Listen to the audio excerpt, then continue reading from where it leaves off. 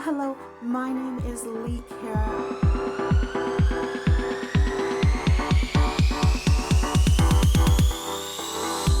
This is a journey. We are going on a journey together.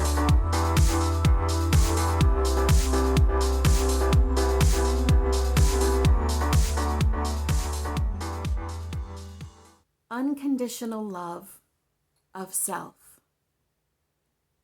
Now, we did talk about unconditional love in the unit before this one. This is one of the hardest parts in this entire journey. And it is something that takes constant vigilance, constant self-awareness, constant maintenance. And that is unconditional love of self.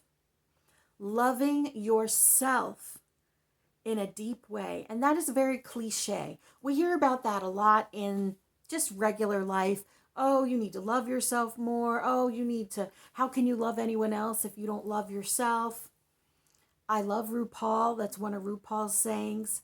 But I disagree. I think it's much easier for us to push our love outward at other people than it is to turn it on ourselves. What does become difficult is receiving love from others if we don't love ourselves.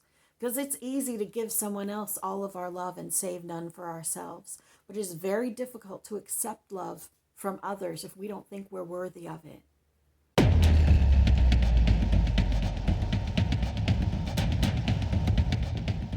And as I said, the title of this is Navigating Your Awakening from Self-Doubt to Self-Worth. And part of that is gaining self-worth. And the way that you gain self-worth is through unconditional love of self. And that sounds, as I said, very cliche. It sounds like just do it. It is not easy. In Unleash Your Light, which is a free course that you can get alongside of this, one of the steps is be nice to yourself. And that sounds incredibly simplistic. It sounds like, how could that possibly be the way? It is. It is the way to unconditional love of self. When we forgive ourselves for the things that we have done, when we are kind to ourselves, even when we screw up, when we stop that voice that constantly yells at us or tells us that we're horrible or puts us down or says that we don't deserve to have love. All of us have an inner critic, an inner narrative. My friend Mary Josephine called it the inner asshole, excuse my French. We all have this in our head. Now, for some of us, that voice sounds like someone who was in our life. For some of us, that voice might sound like several people in our life who are critical, who are judgmental. We take the things that other people say and we internalize them as our own opinion. I have a friend and she's very slim and beautiful.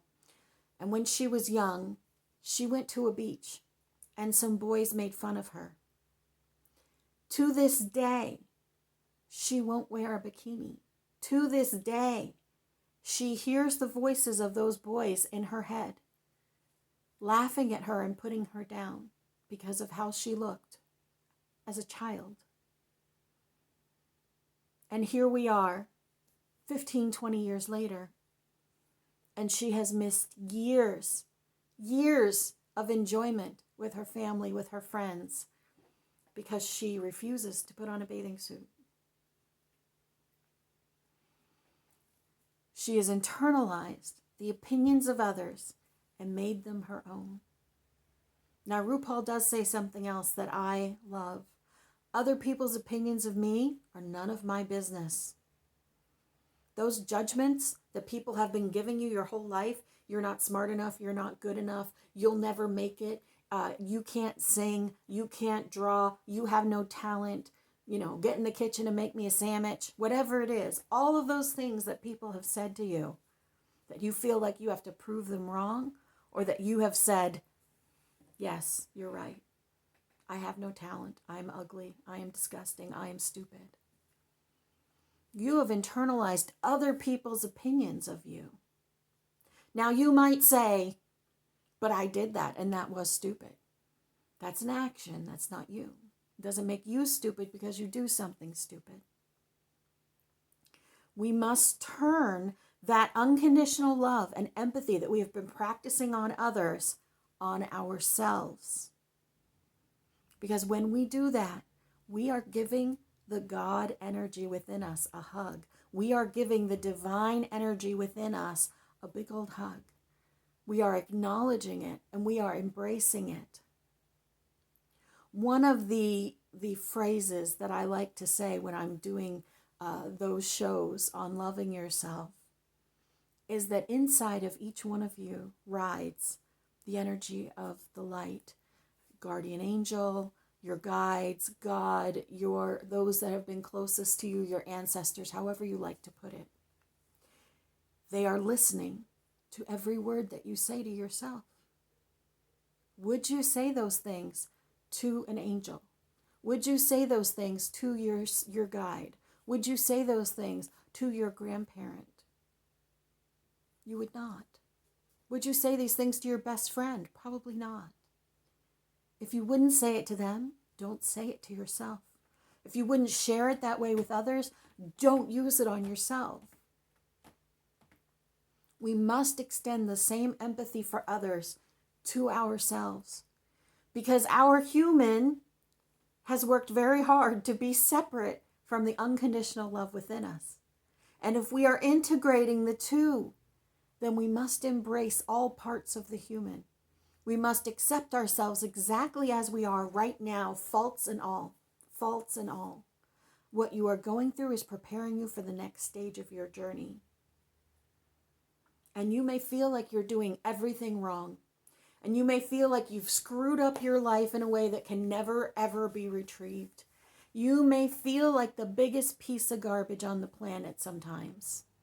Guess what? We all do. You're not alone in feeling that way. But you're also not alone because the energy of the light is with you. Because God is with you. The divine is with you at all times. My friend Richard says that we have a team cheering us on and helping us all the time that we can't see. That team is with you always. And all you have to do is ask for help. Take a moment to connect. Remember, we covered that a couple of units ago. In that energy. And ask for help. And in your worst moments of self-hatred and self-loathing, say thank you. And I know this sounds counterintuitive to say thank you. I find thank you most effective when I am curled up on the floor, fetal position, crying. Because when you say thank you during those moments that you feel the worst, you are literally inviting the energy to begin to help you. You release all of your blockages on it, and that energy can come in and start to soothe and heal and help. Unconditional love of self is literally embracing the God within us. And that is the purpose, because when we do that, when we are able to embrace ourselves fully, our path will come out, our purpose will come out, we will see more clearly, we will hear more clearly, we will know more clearly, and we will be able to shift the energy in the rooms around us, in the environment around us. We will start to connect with people who support us. We will start to create communities where this energy can be expanded and grown. It is not an easy thing to love yourself. It is not an easy thing to let go of all those places where we have judgment and blame. But it is literally the biggest piece of your purpose and your journey. And we're going to do a whole month on this. There will be an entire course on this. I touch on it in the Unleash Your Light if you want a little more info on it. And we're going to have an entire month on this as we go through this journey. I'm so grateful to have you here.